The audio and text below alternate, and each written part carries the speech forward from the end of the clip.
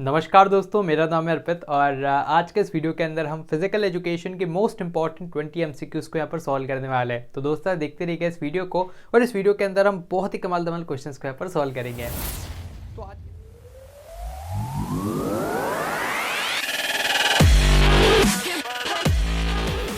तो आज के इस वीडियो के अंदर हम लेटेस्ट सिलेबस के हिसाब से फिजिकल एजुकेशन के 20 मोस्ट इंपॉर्टेंट क्वेश्चंस को सॉल्व करेंगे। और ये जो क्वेश्चंस हैं इनको आप अगर और डिटेल में पढ़ना चाहते हैं तो इसके लिए मैंने आपको एक कंप्लीट प्लेलिस्ट का लिंक दे रखा है, जिसमें मैंने कंप्लीट फिजिकल एजुकेशन की प्लेलिस्ट को लेटेस्ट सिलेबस के हिसाब से कवर किया है, तो आप उसको भी चेकआउट कर सकते हैं। तो आइए स्टार्ट करते हैं हमारे इस वीडियो को। तो आइए अब हम स्टार्ट करते हैं सॉल्व करना 20 most important question of physical education. और आज का वीडियो बहुत ज़्यादा खास रहने वाला है क्योंकि 20 क्वेश्चन तो हम सॉल्व करेंगे, लेकिन हर एक क्वेश्चन में कुछ ऑप्शंस रहते हैं, मतलब 4 ऑप्शन रहते हैं और हम हर एक ऑप्शन को एक्सप्लोर करेंगे। तो इस प्रकार से कुल मिला के आपके पास 60 से 70 फैक्ट हो जाएंगे और जो कि आपके एग्ज़ाम में बहुत आपको मदद करने वाला है। इस वीडियो को बहुत ही कमाल की तरीके से यूटिलाइज़ करने के लिए आप क्या कीजिएगा कि जैसे आपकी स्क्रीन पे क्वेश्चन आए तो आप उस स्क्रीन को पॉज कीजिएगा, मतलब वीडियो को पॉज कीजिएगा और उसके बाद क्वेश्चन का आंसर आप कमेंट बॉक्स में दे सकते हैं और फिर आप आगे उसका आंसर देखिएगा और फिर लास्ट में आप मुझे बताइएगा कि क्या आपका स्कोर रहता है। आप में से यार बहुत सारे बच्चों का एक क्वेश्चन था कि सर एग्ज़ाम पास में आ रहे हैं तो हम कैसे फ़िज़िकल एजुकेशन की और अच्छी प्रैक्टिस करें। तो पहला तो आप यही करें कि वीडियो को मल्टीपल बार देखें और नोट्स को अच्छे से पढ़ें। देन सेकंड ये है कि यार प्रैक्टिस करने के लिए आप सीबीएसई के सैम्पल पेपर को तो सॉल्व कर ही सकते हैं, उसके साथ साथ फिर मैंने और अगर प्रैक्टिस आपको करनी है तो फिर मैंने सर्च किया नेट पे कि कौन सी किताब अभी अच्छी आ रही है मार्केट में। मैंने खुद उसको ऑर्डर किया, तो मैंने एक ओसवाल गुरुकुल की इस किताब को जिसका नाम है प्रैक्टिस पेपर, इसको ऑर्डर किया और ख़ुद मैंने इसको बहुत अच्छे से देखा, कुछ पेपर्स मैंने खुद ने भी लगाए। तो यार बिल्कुल लेटेस्ट सीबीएसई के सिलेबस के हिसाब से इसको बनाया गया है और जो आपका लेटेस्ट एग्ज़ाम पैटर्न है उसको ध्यान में रखते हुए बनाया गया है। तो आपकी बहुत ही कमाल की प्रैक्टिस हो जाएगी। बहुत ही पतली सी किताब है, मतलब आप चाहो तो 2 दिन में बैठ के आराम से इसको लगा सकते हो और बहुत इंपॉर्टेंट क्वेश्चंस आपको मिल जाएंगे और मान के चलना इसके बाहर से फिर आपको कुछ भी आपके पेपर में देखने को नहीं मिलेगा। तो अच्छी किताब है और इसको आप परचेज़ कर सकते हैं, तो आपको लिंक डिस्क्रिप्शन में मिल जाएगा और वहाँ से आप इसको देख लीजिएगा। कुछ फीचर्स और मैं आपको बता देता हूँ, जैसे कि यहाँ पर आपको इसमें लेटेस्ट जो बोर्ड का सैम्पल पेपर वो मिल जाएगा। दैन सॉल्व पेपर्स मिलेंगे रिवीजन के लिए, कुछ अनसॉल्व पेपर रहेंगे और इनका सोल्यूशन फिर आप है ना इनकी वेबसाइट से देख सकते हैं और कुछ आइडियल प्रैक्टिस पेपर। तो बिल्कुल आप घड़ी की को लगा के और इस पेपर को दे सकते हैं, एग्ज़ाम वाली फीलिंग ले सकते हैं। तो बढ़ते हैं अपन आगे और पहला प्रश्न आपकी स्क्रीन पे है कि आपको इस आसन को आइडेंटिफाई करना है और यहाँ पर 4 ऑप्शंस आपको देखने को मिलेंगे। तो पहला है पवन मुक्तासन, फिर है सुखासन, चक्रासन एंड गोमुखासन। तो ये हमने पढ़ा था यार और ये जो आपको देखने को मिलेगा ये है पवन मुक्तासन, है ना। हाइपर टेंशन को रिलीज़ करने के लिए इसका यूज़ किया जाता है और मैंने आपको बताया भी था कि एक ऐसा आसन है जिसमें आप जैसे ही अपने नीज़ को अपने पेट पर पुश करेंगे तो फिर आपकी जो पवन है वो मुक्त हो जाएगी और यहाँ पर जो इतना भी स्ट्रेस है वो सब रिलीज़ हो जाएगा, है ना। तो पहला है पवन मुक्तासन, तो इसका सही आंसर है पवन मुक्तासन। फिर है सुखासन। सुखासन मतलब क्या होता है कि जब आप एकदम स्टेबल पोजीशन में बैठते हो आलके पालके लगा के ध्यान वाली मुद्रा में, तो उसको हम सुखासन बोलते हैं। फिर आ जाएगा चक्रासन। चक्रासन जिसमें आप पूरा पीछे की तरफ बेंड हो जाते हो और एकदम सर्कल सा बन जाता है, तो उसको हम बोलते हैं चक्रासन, जो कि बैक के लिए बहुत ही हेल्पफुल था। और फिर है गोमुख आसन जिसमें आप एक हाथ इधर से ले जाते हो, एक हाथ इधर से, दोनों को पीछे ज्वाइन करते हो और आपका फेस एकदम काऊ की तरह हो जाता है, तो उसको काऊ पोज या गोमुख आसन भी बोलते हैं। देन इसके बाद अगला है रिएक्टिव एग्रेशन को क्या बोला जाता है। सो एग्रेशन यार 3 तरह का होता है, channel aggression, instrumental aggression, reactive aggression. तो जिसमें जो रिएक्टिव एग्रेशन है इसको हम होस्टाइल एग्रेशन के नाम से भी जानते हैं। तो जब हम इसको पढ़ रहे थे तो हमने पढ़ा था 3 तरह का एग्रेशन, जिसमें पहला था होस्टाइल या रिएक्टिव एग्रेशन, जिसमें हम सामने वालों को नुकसान पहुंचाना चाहते हैं या हम कुछ उसको फिजिकल या साइकोलॉजिकल डिस्कम्फर्ट पहुंचाना चाहते हैं। जैसे क्रिकेट के मैदान में डेलिबरेटली जानबूझकर बाउंसर मारना कि सामने वाले को लग जाए। देन इंस्ट्रूमेंटल एग्रेशन मतलब क्या होता है कि चैनल्ड, है ना, ये पॉजिटिव होता है, ये आपको कंपटीशन जिताता है और बिना किसी एक्चुअल एंगर के आप एग्रेसिवली जब खेलते हो तो रिजल्ट्स आपके पक्ष में आते हैं। देन फिर अगला आता है असर्टिव बिहेवियर। तो इसमें क्या होता है कि आप सामने वाले को स्लेज करते हो, है ना, साइकोलॉजिकल और मेंटल डिस्कम्फर्ट उसको पहुंचाते हो, तो ये आ जाता है आपका असर्टिव बिहेवियर में। फिर अगला आता है कि friction force acts in an dash direction to the direction of the motion of an object. तो इसको आप कंपेयर कर सकते हो उन रिलेटिव से जो कि हमेशा आपको पीछे खींचना चाहते हैं या पड़ोस वाली आंटी जो कि हमेशा आपका बुराई चाहती है। तो जो फ्रिक्शनल फोर्स है ना, वो हमेशा कैसे एक्ट करता है, ये एक्ट करता है opposite to the motion of an object. तो ये हमने पढ़ा भी था जब हम फ्रिक्शन पढ़ रहे थे कि जैसे आपका मोशन हो रहा है लेफ्ट हैंड साइड तो फ्रिक्शन लगेगा राइट हैंड साइड में, है ना। तो आप इस तरह से याद रखिएगा कि हमेशा अपोजिट डायरेक्शन में होता है। फिर अगला है irregular wear tear caused by some blunt trauma. तो जब हम पढ़ रहे थे तब हमने देखा था कि जो एक ब्लंट ऑब्जेक्ट है उससे अगर कहीं कट लग जाता है तो उसको हम लेसरेशन बोलते हैं, जबकि अगर शार्प ऑब्जेक्ट से कट लगता है तो उसको हम बोलते हैं इंसीजन। एब्रेशन मतलब आप दौड़ रहे हो, दौड़ते दौड़ते अचानक आपकी जो कोहनी है वो दीवार से टकरा गई, है ना, यहाँ पर घर्षण हुआ, फ्रिक्शन हुआ और आपको चोट लग गई, तो उसको हम बोलते हैं एब्रेशन। और कॉन्ट्यूजन मतलब क्या होता है, नील, किसी ने आपको जोर का मुक्का मारा, है ना, और यहाँ पर नीला नीला हो गया तो उसको बोलते हैं कॉन्ट्यूशन। ठीक है, तो ये हमने पढ़ा था और अच्छे से हाईलाइट भी कर रखा है नोट्स में इस चीज़ को कि blunt objects rather than sharp, है ना, शार्प नहीं ब्लंट, क्योंकि शार्प अगर होगा तो इंसीजन हो जाएगा और ब्लंट है तो फिर आपका देखो स्किन, फैट, मसल सब कुछ फट जाएंगे, तो ये होता है लेसर्शन। फिर आ जाता है असर्शन रीजन वाला क्वेश्चन, जिसमें असर्शन में बोला गया है कि इंप्रूवमेंट ऑफ परफॉर्मेंस होता है in long distance running and continuous training is effective. तो अगर आपको लॉन्ग डिस्टेंस रनिंग, है ना, बेसिकली एंड्योरेंस की बात हो रही है, तो कंटिन्यूस रनिंग इफेक्टिव है। बिल्कुल हमने पढ़े ही थे यार, एंड्योरेंस को बढ़ाने के लिए method, fartlek method, interval training method, continuous training method. Then फिर यहाँ पर बोला जा रहा है कि अगर continuous method of training improve करता है बेसिक एंड्योरेंस, तो बिल्कुल ये तो हमने देख ही लिया, तो ए भी सही है, आर भी सही है, और आर ए को एक्सप्लेन भी कर रहा है। ठीक है, तो ऑप्शन नंबर ए इसका राइट आंसर हो जाएगा।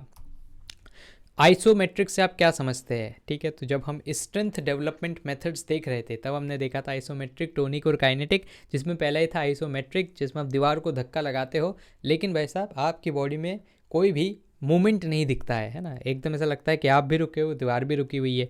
तो ये क्या होता है? तो आइसो का मतलब होता है कांस्टेंट या सेम, और मेट्रिक का मतलब होता है लेंथ। तो जब आपकी मसल की लेंथ सेम रहे लेकिन फिर भी स्ट्रेंथ डेवलप हो जाए तो उसको हम बोलते हैं आइसोमेट्रिक मेथड, है ना। लगे हाथों आइसोटोनिक और आइसोकाइनेटिक भी आप रिवाइज कर लीजिएगा।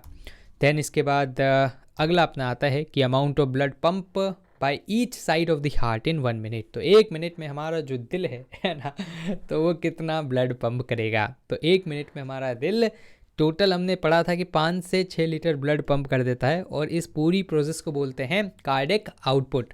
वहीं अगर आपसे गलती से पूछ लेता हूँ कि एक स्ट्रोक में, है ना, जब आपका हार्ट एक बार लुबुक लुबुक करेगा तो कितना आपका ब्लड पंप होगा, तो वो हमने पढ़ा था कि 60-70 ml के आसपास ब्लड पंप होगा, और उस प्रोसेस को हम कार्डियक स्ट्रोक बोलते हैं। ठीक है, अब यहाँ पर ब्लड प्रेशर क्या होता है कि जब आपके हार्ट से ब्लड फ्लो होता है पूरी बॉडी में, तो फ्लो होता है आर्टरीज और वेन्स के थ्रू, और जब ब्लड फ्लो होता है तो वो आर्टरीज और वेन्स की वॉल्स पे प्रेशर लगाता है, तो उसको हम बोलते हैं ब्लड प्रेशर, है ना। जैसे बचपन में मम्मी बोला करती थी कि अरे तू मुझे गुस्सा मत दिला, मेरा बीपी बढ़ रहा है ना, तो बीपी में क्या बढ़ रहा है, वो ब्लड फ्लो बढ़ने लग गया अचानक, तो उससे वो जो आर्टरीज उन पर ज़्यादा प्रेशर पड़ रहा है। देन इसके बाद आइडेंटिफाई करना है आपको इस इमेज देखकर कि भाई साहब कौन सा यहाँ पर जो आपका कंसेप्ट है वो लग रहा है। तो पहले वाले फिगर में बोल रखा है कि आउटसाइड फोर्स नहीं लग रहा है और आपका ऑब्जेक्ट स्टेशनरी है। सेकंड में बोल रहा है कि आउटसाइड फोर्स नहीं लग रहा है लेकिन ऑब्जेक्ट मूविंग है और मूविंग ही रहेगा। तो ये तो भाई साहब जेठालाल की भाषा में बोला जाए तो आईची न्यूटन भाई का पहला लॉ है ना। सो सर आइजैक न्यूटन का फर्स्ट लॉ ऑफ मोशन है, जिसमें बोला जाता है कि when an object is in rest will remain in rest, when an object in motion will remain in motion unless and until an external force is applied on it। तो ये आपका रहेगा न्यूटन भाई का first law of motion. Then उसके बाद फिर आपके पास वेरियस लॉज ऑफ मोशंस रहते हैं, है ना, लगे हाथ तो आप उनको भी रिवाइज कीजिएगा। जैसे second law force equals to mass into acceleration, then third law action reaction वाला लॉ। देन इसके बाद अगला आ जाता है अपने पास मैच करना है लिस्ट 1 लिस्ट 2 को। इसको हमने अच्छे से देखा था जब हम पर्सनैलिटी वाला चैप्टर पढ़ रहे थे। तो इसमें बिग 5 थ्योरी 5 ट्रेट वाला मॉडल आपको देखने को मिलेगा, और उसमें हमने पढ़ा था ओशियन मॉडल, है ना, ओपननेस, कंसेंटियसनेस, एग्रीएबलनेस, न्यूरोटिसिज्म एंड उसके बाद एक एक्स्ट्रावर्जन, है ना। तो ये हमने पढ़ा था, तो बस आपको मिलाना है इसको। और हमने तब एग्जाम्पल लिया था शायद दूल्हा दुल्हन वाला, है ना, हम लड़की देखने गए थे। तो अगर वो चैप्टर नहीं देखा तो देख लेना भाई साहब, लिंक डिस्क्रिप्शन में मिल जाएंगे। तो अपने पास पहला है एक्स्ट्रावर्जन। एक्स्ट्रावर्जन मतलब एक ऐसा व्यक्ति जो कि एंथुजियाज्म से भरा हुआ है ना, कूट कूट के उसके अंदर एंथुजियाज्म भरा हुआ है। देन कंसेंट्रेशनेस मतलब रेस्पॉन्सिबल पर्सन। एग्रीएबलनेस मतलब जिसके अंदर कंपैशनेट बिहेवियर है। और न्यूरोटिसिज्म का मतलब क्या होता है कि एक व्यक्ति जिसके पास इमोशनल स्टेबिलिटी है, तो फिर वहाँ पर आपका न्यूरोटिज्म हो जाएगा। तो यहाँ पर चारों एकदम सही सही आपके मैच्ड हैं, है ना, 1 2 3 4 एकदम करेक्टली मैच्ड हैं। तो ऑप्शन नंबर ए इसका राइट आंसर हो जाएगा। फिर अगला है असर्शन, रीज़न आपको बताना है ना। असर्शन में बोल रहा है कि स्कर्वी जो है वो डिजीज़ कॉज्ड होती है because of deficiency of vitamin C. तो बिल्कुल ही हमने पढ़ा हुआ है कि विटामिन सी के कारण स्कर्वी रोग होता है ना, जिससे क्या होता है कि अगर कहीं चोट लग जाती है तो जल्दी घाव नहीं भरता है। देन अगला बोला जा रहा है कि डिजीज़ सेट्स इन, मतलब कोई भी एक साधारण डिजीज़ भी होगी वो सेट होगी जब diet does not include fresh vegetables and fruits for a long time. तो बिल्कुल यार ये बात भी यूँ तो सही है कि हाँ कोई भी आम डिजीज़ है ना, मलेरिया, डेंगू, ये वो होती है अगर आप प्रॉपर डाइट नहीं लेते और खासकर आप वेजिटेबल्स एंड फ्रूट्स को लंबे समय तक नहीं लोगे। लेकिन क्या स्कर्वी और इसका कोई कनेक्शन है, विटामिन सी और इसका कोई कनेक्शन है? तो नहीं भाई साहब, इंडिविजुअली ये दोनों स्टेटमेंट सही हैं लेकिन इन दोनों का कोई कनेक्शन नहीं है, इसलिए आंसर हो जाएगा ऑप्शन नंबर बी कि both are true but R is not the correct explanation. ठीक है, याद रखना हम क्या करते हैं एग्जाम में जल्दबाजी में और खासकर असर्शन रीजन वाले क्वेश्चन में इसका आंसर हमेशा both is true and R is correct explanation लगाते हैं, लेकिन थोड़ा सा पढ़ लेना ताकि इस तरह का घपला ना हो। अगला है 1 gram of carbohydrate contents how many calories, laddoo question है, हमने पढ़ा था इसको कि जो फैट है ना वो 9 कैलोरीज यहाँ पर उसमें रहती है 1 ग्राम में, और कार्बोहाइड्रेट में 4 कैलोरीज रहती है। तो option number C is the right answer over here. Then which gland is associated with diabetes, है ना, तो शक्कर की बीमारी है ना। तो आजकल तो भाई साहब यंग लोगों को भी हो रही है, पहले से बुजुर्गों को हुआ करती थी। तो क्या होता है इसमें, है ना, तो आपने देखा होगा आस पड़ोस में, परिवार में कि घर में एक ऐसा व्यक्ति जो कि शक्कर से बनी हुई चीज़ों को नहीं खा रहा है ना, या फिर शुगर फ्री गोलियाँ खा रहा है। तो क्या होता है वो, तो और उससे कौन सा ग्लैंड एसोसिएटेड है? तो देखो बेसिकली क्या होता है, डायबिटीज़ नाम की जो बीमारी रहती है इसके अंदर आपकी जो बॉडी है उसमें इंसुलिन की मात्रा प्रॉपर अमाउंट में प्रोड्यूस नहीं होती है, और जब इंसुलिन की मात्रा प्रॉपर अमाउंट में प्रोड्यूस नहीं होती है तो इससे क्या होता है कि जो आपकी बॉडी के अंदर शुगर जाती है वो शुगर ग्लूकोज में कन्वर्ट नहीं हो पाती है, क्योंकि इंसुलिन का काम रहता है शुगर को ग्लूकोज में कन्वर्ट करना, और ग्लूकोज आपको पता है ये बॉडी को एनर्जी देता है। तो ये जो इंसुलिन है इसको प्रोड्यूस किया जाता है पेनक्रियास नाम के ग्लैंड के द्वारा, है ना, जो कि आपके पेट के आसपास रहता है, और वो जो ग्लैंड रहता है वो क्या करता है, वो इंसुलिन को रिलीज़ करता है। तो डायबिटीज़ कौन से ग्लैंड से एसोसिएटेड है? पेनक्रियास से एसोसिएटेड है। ठीक है, तो इसको याद रखिएगा। देन बढ़ते हैं अपन आगे, और अगला है कि फॉर्मूला क्या है जिससे आप नंबर ऑफ मैचेस निकाल सकते हैं लीग फिक्चर में। अब देखो यहाँ पर आपको कंफ्यूज करने के लिए दे रखा है for even number of teams, है ना। अब भाई साहब लीग फिक्चर में अगर इवन टीम हो तो भी सेम नंबर ऑफ मैचेस होंगे, ऑड हो तो भी सेम नंबर ऑफ मैचेस हैं। फॉर्मूला एक ही है और वो formula n into n minus 1/2, है ना। जैसे एग्जाम्पल के तौर पर अगर 6 टीम है तो 6 इंटू 5/2, 5 6 30/2, 15 मैच होंगे, है ना। तो आप मुझे कमेंट बॉक्स में बताइएगा कि अगर 7 टीम होगी तो 7 टीम्स होगी तो कितने मैचेस होंगे लीग फिक्चर में। हालांकि हाँ, अब एक बार आप यहाँ पर ये ध्यान रखना कि लीग फिक्चर, अगर सिर्फ लीग फिक्चर आए तो आप मान लेना कि ये सिंगल लीग फिक्चर की बात हो रही है ना। और एक होता है अपना डबल लीग फिक्चर्स, तो जिसमें डबल में क्या होता है कि हर टीम की दूसरी टीम के साथ 2-2 बार मैच होते हैं, तो फिर उसका formula n into n minus 1 होता है। ठीक है, अब यहाँ पर सिंस लीग बोल रखा है तो मान लेंगे सिंगल वाला है, एक का मैच एक से एक बार ही होगा, है ना। तो option number C. Then which of the following tournament help save money, कौन से टूर्नामेंट से आप पैसे बचा सकते हो? तो देखो यहाँ पर आ जाएगा आपके पास नॉकआउट टूर्नामेंट ना। 4 ऑप्शन दे रखे, knockout, league, combination, round robin. तो नॉकआउट मतलब पहली फुर्सत में निकल, जैसे टीम हारती है वो निकल जाती है। तो यहाँ पर सबसे कम नंबर ऑफ मैचेस होते हैं, है ना। जैसे अगर 5 टीम है तो 5-1 4 मैचेस ही होंगे आपका, और जबकि लीग है तो उसमें 5 इंटू 4/2 10 मैचेस होंगे। तो जितने ज़्यादा मैचेस की संख्या बढ़ेगी उतना ही ज़्यादा आपका पैसा लगेगा। तो कम पैसे में करना है काम तो भाई साहब नॉकआउट टूर्नामेंट आपको कराना पड़ेगा ना। लीग जिसमें हर एक टीम दूसरे टीम से एक एक बार तो मैच खेलती है। कॉम्बिनेशन हो सकता है, league, knockout, knockout, knockout, knockout, लेकिन सभी का तो भी ज़्यादा मैचेज ही होंगे। और राउंड रॉबिन टूर्नामेंट तो बेसिकली दूसरा नाम है लीग टूर्नामेंट का, है ना। तो ये दोनों जुड़वा भाई हैं, राम और श्याम है। ठीक है, देन अगला है अपने पास ये एक प्रकार की केस स्टडी जिसको एमसीक्यू में दे दी है कि स्कूल मैनेजमेंट है उसको रिकॉग्नाइज करना है कि essential place of physical activity in the education of CWSN। तो क्वेश्चन मेन यहाँ से स्टार्ट होता है ना, ऊपर तो फालतू की बात है। तो which of these is not one of the results of physical activities in CWSN। तो अगर आप किसी छोटे बच्चे को या CWSN वाले व्यक्ति को जो दिव्यांग है उसको आप फिजिकल एक्टिविटीज़ कराओगे तो इसमें से क्या नहीं होगा? देखो ये नॉट जैसा जो कीवर्ड है ना उसको पहले आप हाईलाइट कर लिया करो, वरना यहाँ से गलती होती है। सो ऑप्शन ए है इम्प्रूवमेंट इन कॉन्फिडेंस। तो बिल्कुल भाई साहब, अगर आप एक्सरसाइज कराओगे एक दिव्यांग बच्चे को तो उसके कॉन्फिडेंस बढ़ेगा, एंड्योरेंस बढ़ेगा, हैंड हाई कोऑर्डिनेशन वो भी बेटर होगा, लेकिन भाई साहब जो उसका डिप्रेशन है वो कम होगा ना कि बढ़ेगा, है ना। ऐसा तो ना होगा कि यार कोई एक्सरसाइज करेगा और उसको डिप्रेशन हो जाएगा, तो नहीं, ये नहीं होगा। ऑप्शन नंबर सी गलत है, तो मतलब आंसर रहेगा option C. Then if the menstruation cycle does not begin at puberty, इस कंडीशन को क्या बोलते हैं, तो उसको हम बोलते हैं प्राइमरी एमेनोरिया। और हमने पढ़ा था जब वुमेन वाला चैप्टर पढ़ रहे थे, तो उसमें 2 प्रकार का एमेनोरिया पढ़ा था, प्राइमरी एंड सेकेंडरी, है ना। अगर आपको एग्जाम में कुछ ऐसा शब्द दिख जाए जैसे यहाँ पर ओलिगोमेनोरिया और डायस्मेनोरिया, ठीक है, तो इस तरह का हमने कभी भी अपने चैप्टर में, बुक में ये वाली टर्म नहीं पढ़ी है, तो इसका मतलब है कि जो टर्म नहीं पढ़ी वो अगर आपको ऑप्शन में दिखती है एमसीक्यू में, तो वो तो आंसर नहीं होगा, है ना। ये गोल्डन रूल मान के चलो, तो आंसर होगा ए या बी में से।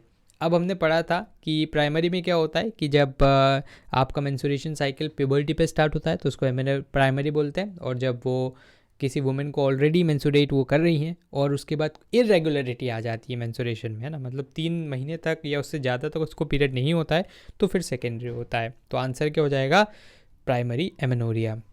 देन अगला है अपने पास सीनियर सिटीजन फिटनेस टेस्ट की रेंज क्या होती है। तो देखो अब यहाँ पर भी रेंज पूछ ली गई है ना। आप सोचिए कि सर हमने तो कभी किसी किताब में या कहीं पर भी रेंज नहीं पढ़ी, तो यहाँ पर बस वो आपसे इतना चाहता था कि आपको आगे वाला नंबर पता हो। और हमने कई बार देखा है ना, अपने लेक्चर्स में भी देखा है कि जो सीनियर सिटीजन है भारत में, वो 60 साल के ऊपर वाले व्यक्तियों को सीनियर सिटीजन बोला जाता है। तो 60 से 94 ये इसका एज ब्रैकेट रहेगा, option number A. Kyphosis is also known as, तो इसको हम हंच बैक के नाम से भी जानते हैं, है ना, जिसके अंदर आपका जो अपर बैक है उसका कर्वेचर बढ़ जाता है, ये हमने पढ़ा भी था। और लगे हाथों आप काइफोसिस, लॉर्डोसिस, है ना, स्कॉलियोसिस, बो लेग, नॉक नीज, इन सभी को भी रिवाइज कीजिएगा, फ्लैट फुट, और साथ ही इनके आसन्स को देख लीजिएगा ना, वो भी इंपॉर्टेंट है। देन 19th है शलभासन फोर्स, जो पोज है वो रेफर करता है किस चीज़ को। तो देखो पाकिस्तान की तरफ से आते हैं उड़ने वाले हेलीकॉप्टर, है ना, और वो हेलीकॉप्टर का नाम रहता है टिड्डी। तो आपने सुना होगा कोरोना के टाइम पे कि भाई साहब टिड्डी दल का अटैक हो गया है ना। तो वो जो टिड्डी एक क्या है, वो बेसिकली एक प्रकार का ग्रास हॉपर है। तो जब आप शलभासन पोज करते हो तो बिल्कुल आप उस टिड्डी की तरह दिखते हो, है ना, तो इसलिए यहाँ पर इसको द लोकस्ट पोज या ग्रास हॉपर पोज भी बोला जाता है। तो ऑप्शन नंबर ए इसका राइट आंसर रहेगा, है ना। आप मुझे बताइएगा कि काउ पोज हम किसको बोलते हैं, फिश पोज किसको बोलते हैं, और कोबरा पोज किसको बोलते हैं, है ना। चलो मैं थोड़ी मदद आपकी कर देता हूँ। काउ पोज तो हमने पढ़ ही लिया था, गोमुख आसन। फिश पोज, फिश मतलब मत्स्य आसन, है ना। अब एक काम मैं आप पे छोड़ता हूँ, कोबरा पोज किसको बोलते हैं ना, कोबरा पोज, स्नेक पोज किसको बोलते हैं, जिसमें आपकी स्नेक जैसी बॉडी हो जाती है, कमेंट बॉक्स में बताना, है ना। तो ये शलभासन हो गया। और लास्ट प्रश्न आपका कि न्यूटन भाई का, आईची न्यूटन भाई का, है ना, थर्ड लॉ ऑफ मोशन को क्या बोला जाता है। सो आईची न्यूटन भाई के थर्ड लॉ ऑफ मोशन को हमने देखा था, लॉ ऑफ एक्शन रिएक्शन बोला जाता है। पहले लॉ को लॉ ऑफ इनर्शिया बोलते हैं और सेकंड लॉ को लॉ ऑफ मोमेंटम बोलते हैं, है ना। तो ये तीनों लॉज हैं, तीनों लॉज को एक बार रिवाइज कर लेना और इनके एप्लीकेशन को भी आप जरूर से देख लीजिएगा। तो ये थे हमारे 20 मोस्ट इंपॉर्टेंट क्वेश्चन। तो फिलहाल के लिए इस वीडियो में इतना ही। मुझे उम्मीद है कि आपको वीडियो पसंद आया होगा। अगर आपके कोई भी डाउट्स हो, सवाल या सुझाव हो, तो उसको आप जरूर से कमेंट बॉक्स में लिख दीजिएगा। दोस्तों आप हमारे चैनल को भी सब्सक्राइब कर लीजिएगा, क्योंकि इससे हमें और भी ज़्यादा मोटिवेशन मिलता है आपके लिए वीडियोस बनाने के लिए। सब्सक्राइब बटन के पास बने एक बेल आइकन को आप जरूर से दबा दीजिएगा, ताकि हमारे चैनल की लेटेस्ट नोटिफिकेशंस आपसे मिस ना हो। तो दोस्तों धन्यवाद, जय हिंद, जय भारत।